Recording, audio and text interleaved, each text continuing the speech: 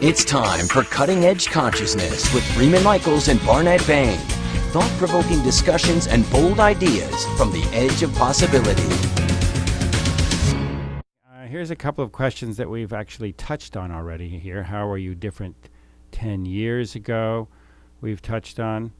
How were you different 10 years ago? I was smaller, not less than, but I had a narrower relationship with myself and with all that is. It was irised down to a smaller picture of possibility, and I was very much engaged with a bad love affair with struggle, and with a belief system that valued impact, a belief that if I had impact on outcomes, I could change things. If I could force something or manipulate something, or that there was such a thing as insurances and guarantees in the world. I believe that I could manipulate a world by playing it safe. I believe that if I stored enough acorns in the bank, I would have a nest egg for a rainy day. I believed in those kinds of absolutes, and that one could manipulate reality by doing the right thing.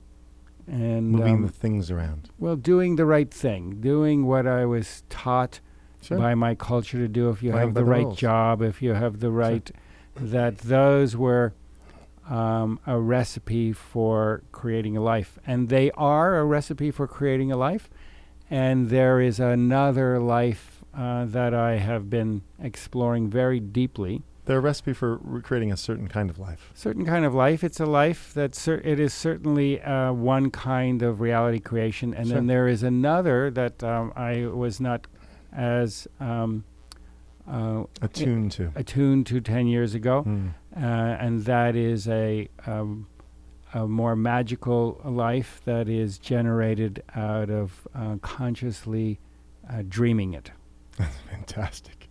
I wrote down grasping for control. That was grasping for control versus grasping for something beyond control. There's another one we touched on. What is the gift of hope?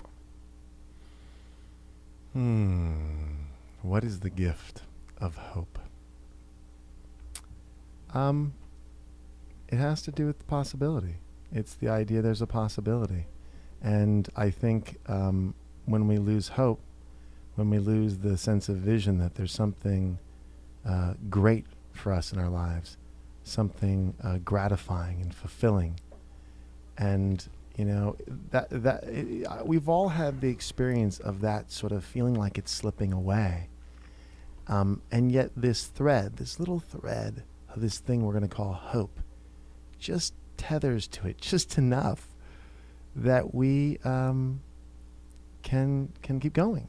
And then when it gets closer and we feel like it's more real, at least in my experience, there still are these moments where I find myself doing the opposite, which is a sort of hopelessness. I start to spin. This has a feeling, it's similar to self-pity. It's not helpful. It doesn't really serve anything, but, that I've experienced it. Sure. So that's the interesting relationship with that little thread that ties me to a possibility that there's something definitely great a thread for my life. That ties you. I see it as a bridge. It is a bridge between what is and what can be. Without it bridges without being sullied by an attachment to what can be. The vision of what can be is a placeholder, but the hope itself is a frequency that is both the harbinger of something that might come, as well as the herald of it. That's great. Good job.